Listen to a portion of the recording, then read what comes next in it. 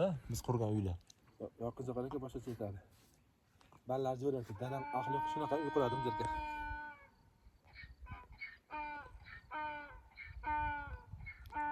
Shu yerda ham eshak ovozini eshitamiz.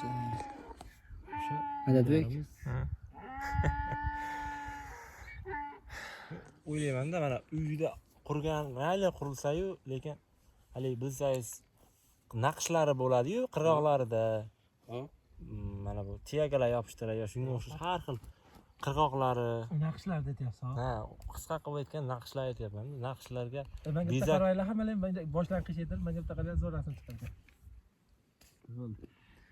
bezaklar beradi. Mana bu nimalar bor-ku? Shpatlovka deganlar kim deydi? Ha, bu Qumshoq Yevro remont shunaqalar. Ha, remontchilar bor-ku. Ha, e'tibor berganman. Haligi tiyagalarni, patologga yopishtirgan tiyagalarni, Oqmadi aka. tiyagalarni erinmasdan bo'yab chiqadi-da, tillarangga yoki boshqacha qilib. 1 metr joyida o'ziga yarim soatlab vaqt sarflab bo'yab chiqiladi-da. Shunaqa nozik ish. Ha. Men aytaman, o'shani qildiryapti turgan odam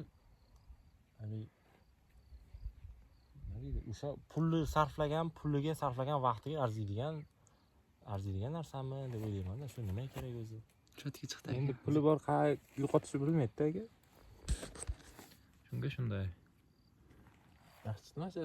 O'rtoqlarim, men tanishlarim, misol biror joyga kursdoshlarim ham narsalar yig'ishtirib bir joyga ketish kerak bo'lsa, misol uyga qaytishimiz kerak bo'lib qolsa, universitetda yoki yotoqxonadan qayergadir ko'chish kerak. Uydan boshqa uyga ko'chish kerak misol uchun. Narsalarni bitta yig'ishtiraman. Hop. Bu bo'lsa bir sumkacha chiqadi narsa meni. Haligi orcha narsam yo'q. Lekin ba'zi tanishlarim bilaman, yig'ganda